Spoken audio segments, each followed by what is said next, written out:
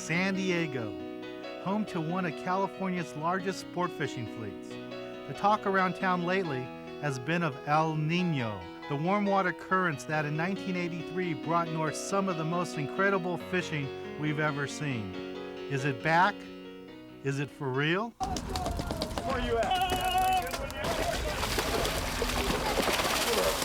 Nice tuna, man.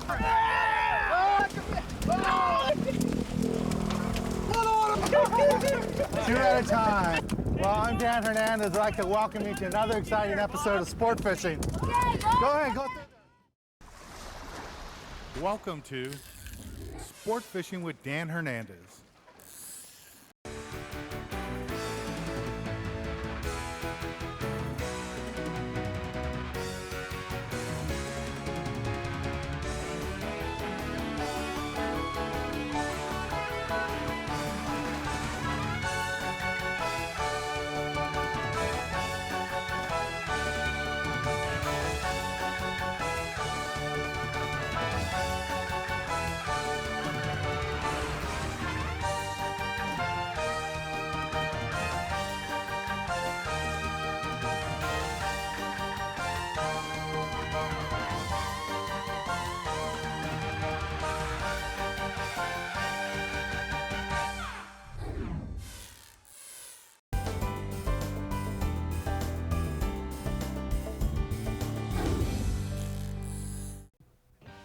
The largest recorded bluefin tuna was taken in the waters off Catalina Island and weighed 363.5 pounds.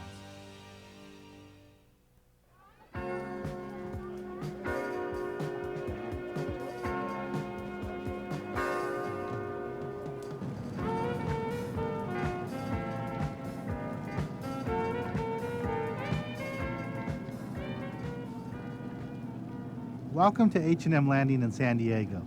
San Diego is home to one of the world's largest sport fishing fleets, and for good reason. The variety of fish here and in nearby Mexican waters offer anglers great fishing year-round. The talk lately is of another El Nino. The fish counts are up, and yellowfin tuna are showing the strongest. Yellowfin tuna are widely distributed in the Pacific Ocean and will travel great distances even up north into the California waters when the ocean temperatures are warm. They are usually found by trolling feathered lures and checking kelp patties. Once found, they can be taken on both live baits and iron jigs. They are considered opportunistic feeders, taking whatever is most available in the area. Can we get a ticket for the Mustang?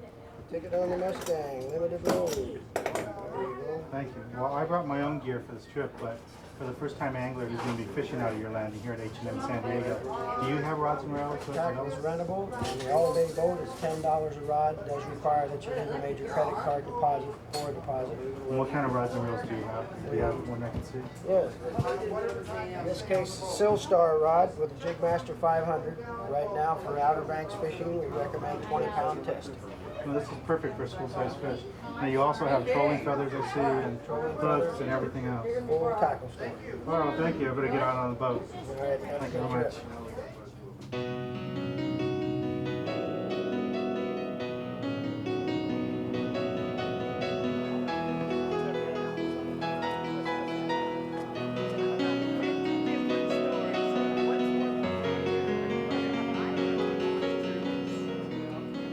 Standing next to me is Dan Cadota. He's a longtime member of the sport fishing industry here in Southern California. He's a co-owner, and today he's just a passenger aboard the Mustang. And Danny, you ran this boat for 15 years, right? Yeah, and it's great to be a passenger, Dan. Dan, It's great to be a passenger. with all those years of experience, can you give us some insight on what might expect today? What we might expect today, it could be anything from Dorado, yellowtail, to football-sized tuna, to a tuna that we're going to be fishing the 60 and 80 pound, and the fish could range anywhere from 60 to 100 pounds plus. So, the diversity of fishing now, it's hard to say what to expect tomorrow. Is this going to be kind of like a kelp patty trip where we're going to hit different kelp patties and see which one's holding fish? That's one of the main things that we use. There's we use our sonars, and we locate fish with the meter marks. There's regular jig strikes that we get. And there's also eyeball fish too. When the fish pop up on the surface, there's 4 different ways in which we can really locate these schools of fish. Now, back in the early 80s, when we had an El Nino situation like this, I know you were operating this boat and you were out there every day. How do you see that compared to this year? Oh, it meets all the expectations that we had back in '83. I remember starting out with the yellowtail and the kelp patties down below Ensenada, and it's and down the inside, and it's working its way up the same way. And the anglers should go out soon and take advantage of this because, like we both know, this type of fishing doesn't happen every year. These El Ninos are rare, and yellowfin tuna, Dorado locally, that's something basically unheard of. Could be a once in a lifetime deal with the Dorado and well, yellowtail we generally get, but the Dorado and the big bluefin and several of these the warm water species don't always come up this far. So it's a good opportunity to get out there and just go fishing. The counts are great every day, and any type of fishing you don't know what to expect. You could have an off day, but you know you'll never know till you go out there. Well, Dan, thanks a lot for inviting us out. Oh, you're welcome, Dan. Well, let's keep our fingers crossed and see what happens in the morning. I know we'll get them. Okay. Well, let's visit the tackle box and go over the gear that we'll be using on this trip.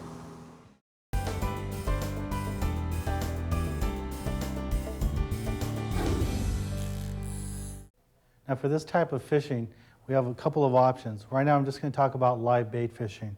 What you want to do is have a nice sturdy rod. This is a Penn custom power stick rod. And what I've done is I've added a Penn Jigmaster 500 on it. Now the hooks, because we're fishing with sardines for bait, you want to go to a larger hook. These are the Mustads, they're new Accure points, size 4.0. You can fish a 3.0 all the way up to like a 6.0, depending how active the fish get. Now one thing I would point out is the more active the fish become, move up to heavier gear. You don't need to waste your time just using 30-pound test line when you can move up to like 40 or even 60-pound tests so you can power in those fish. Now, one of the things I've done is if I want to stay with 30 but want a stronger reel, I have a Penn, a 3.0 reel. This one has a Tiburon kit added onto it. It's not necessary, but it's one of the things I've done to it. And then another reel to move up to is a Penn 4.0. This is a great reel. You'd fill it with like 40 or 50-pound test line. It works great for these local tuna trips. It's real important that you have the right rod and reels together. Another thing you might want to do is go to an iron jig like this. This is a Salas 6X. Throw it into the tunas, put it in free spool, let it go down deeper. The key here is the bigger fish are below those school-sized fish. Wind this back as fast as you can, and the tunas will bite it. Well, let's get back on the water and catch us some fish.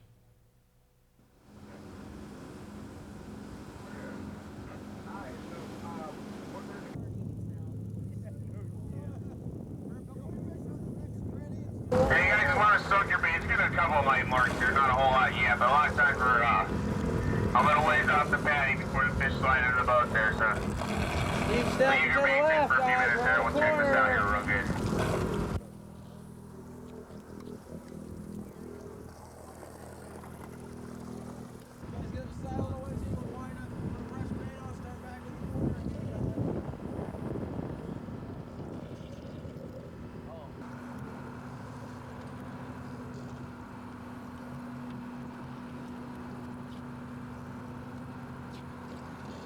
Okay guys, the air's pretty dry. Let's keep moving, see if we can't find the right one. We have to hit a whole bunch of these things to find the right one, but it pays off. Wind them up. Well, that's one down with many more to try. Stay with us because our next patty literally explodes.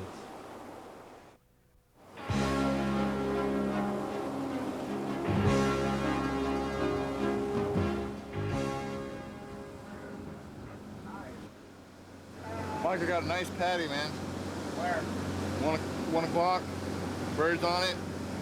Yes, sir. A large patty with birds is a good sign. The skipper will definitely give this one a try. Probably about another, 300 yards? Right there. Right on it. Got it. Get back, Joey. All right, Betty. There's a big shark. Yeah. Just see it? Yeah. Get on it, baby. All right, get on him. Oh, get him up, everybody up. Let's go. Wide open. Watch your leg. Come down, guys. Right here. Right time, man. Let's go. Watch your line, Herb.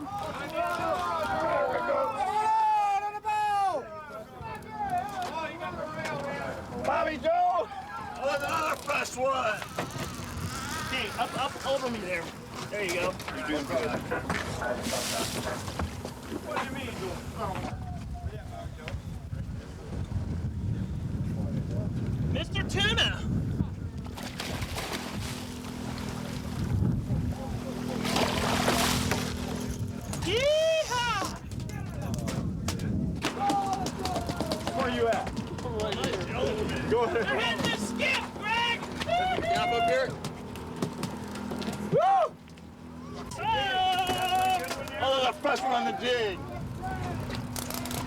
Yee-haw! Wide open! Oh!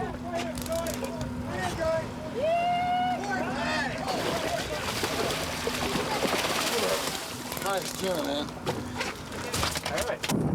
We're fishing about 75 miles outside of San Diego. We got fish going everywhere. We got another one going here. We've already landed about 10 or 12 yellowfin tuna. We got 4 Dorado on the deck, and we have 6 fish going. It's wide open.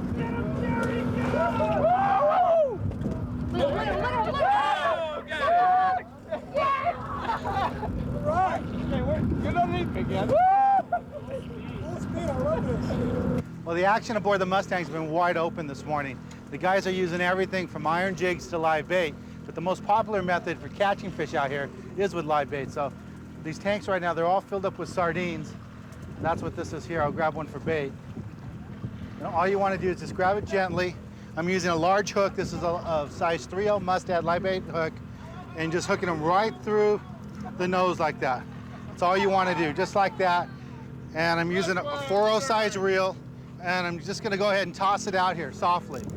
No long cast or anything, just want to get out there where the chum is. Just lay it out there, keep it in free spool, and when the fish come up, just give it some line, let them run. So I'm just giving it line. And the fish will come through the corners here and you get bit. Here, we got him going here. Yeah, Danny's got one. We got a couple coming up to gaff here. Well, we've seen Dan do quite a bit today. Get him with a Here, go ahead, go ahead. Here. With the experimental ones.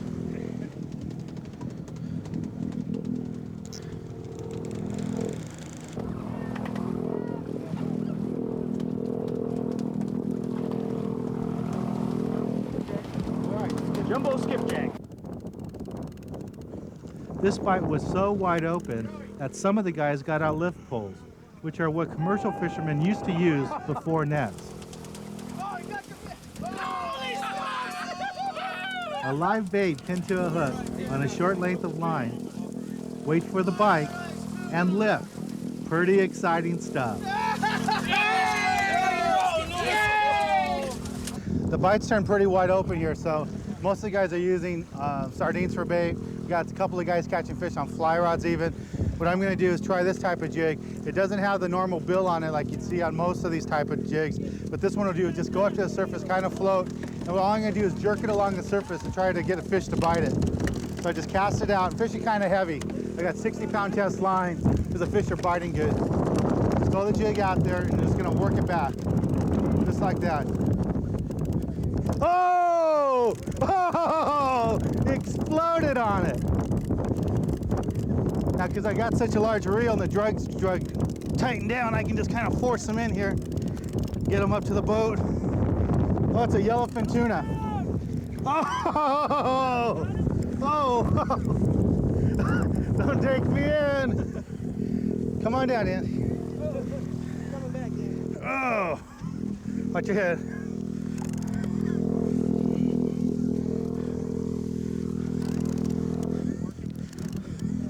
Oh, it's a nice yellowfin. Yeah.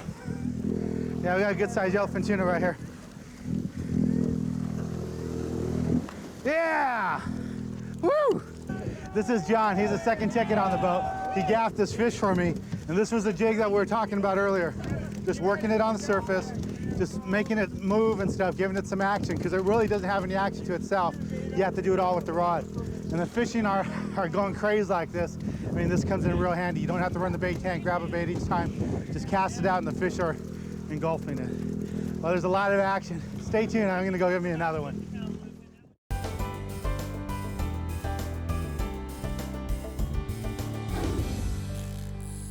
We have a special treat for you today.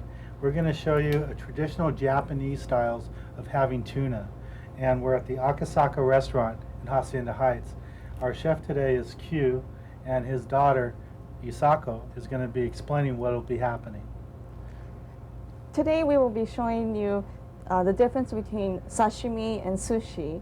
When when preparing to make sushi or sashimi, you have to cut it into pieces. In Japanese, you call it sakudori, which means like cuttable pieces. Now, is there a certain width that these pieces of fish should be, or? The width of your knuckles. Oh, so that means I get bigger fish. I get a larger portion. I like this already. Right now, he just applied the green is wasabi, is Japanese horseradish, and now he's shaping the sushi. When you're shaping the sushi, it's important to not touch the tuna too much because the warmth of your hands doesn't actually cook the fish, but it makes the fish taste a little different. Mm. Well, I've heard your father's world renowned, and I can see why this looks delicious. Now, if this was straight sashimi, it would just be the straight fish, right? Yes. Maybe we can have your father just cut us up some straight sashimi. We take a look at that. Well, we have two beautiful dishes here that your father's prepared for us. And both of these are popular with your customers? Yes, very popular. Number one on the list. Well, I'd like to thank Q. This is beautiful. Isako, thank you. Thank you. And for those of you that have never tried this type of dish, I highly recommend this restaurant. And the name of your restaurant is? Akasaka. Here in beautiful Hacienda Heights. Before I get back on the boat, I'm going to try some more of this. This is Gary Loomis and this is Bob Loomis.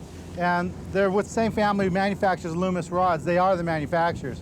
This is their first time out tuna fishing. What did you think of that? Kick in the pants. It was outstanding. A little bit different than fishing for steelhead? Well, I want to tell you, they were wild. It was a real frenzy there for about 25 minutes. Fish were coming over the boat every which way and breaking lines and ripping drags. You got some of these yellowfin. Yeah, we got some yellowfins, we got some dolphins, Dorado. we got some of the skipjacks. Skipjack. So it was loaded. Bob, you're doing awfully good there too. That was a lot of fun. We caught a few on a fly. Yeah, we caught, that's right. We caught some on a fly. Oh, yeah. We had a couple people hooked up with flies. We put a couple yellowtail and skipjack on the boat. That was a blast. Okay! We got to hook up. Let's go. Go!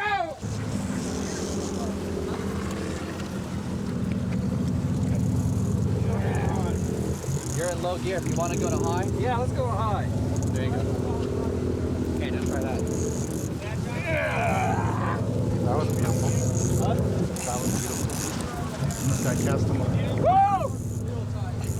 It's starting!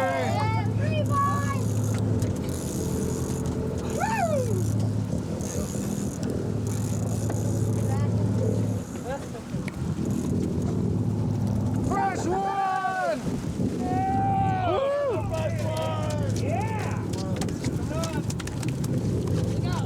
This is Dan again, and he's fishing with a Loomis fly rod. I believe that's Steve Abel reel. And he's working a fly, and I know this is unusual for Southern California, but, but he's got a tuna on here on a fly rod. Well, Dan, How's it the going? last El Nino, all those big guys we caught, all those big 100-pound fish and stuff, the one fish I remember is I nailed a little tuna like this on 4-pound test and on an ultralight deal, and that was the ultimate.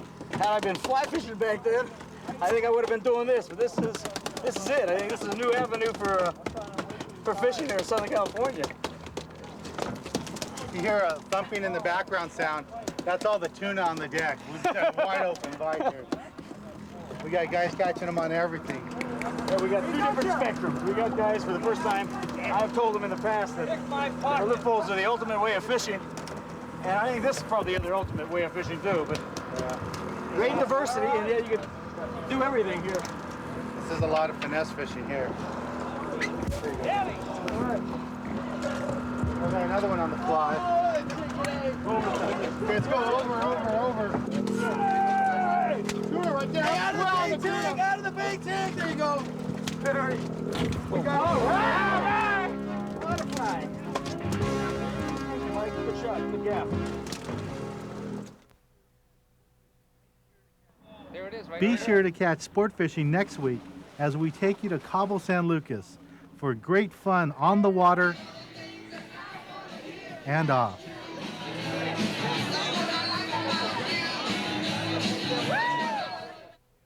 Our Fish Tales comes to us this week from none other than my dad, Paul Hernandez. My dad and I were fishing aboard the New Image off Catalina Island when he hooked up with this 12-pound yellowtail. Dad, I'd give you a free book, but you already got the first one printed. If any of you would like to be our fishtail of the week and receive a book, be sure to send in your photo or videotape today. Send your fishtail photos and any questions or comments to Sport Fishing, P.O. Box 90, Montebello, California, 90640.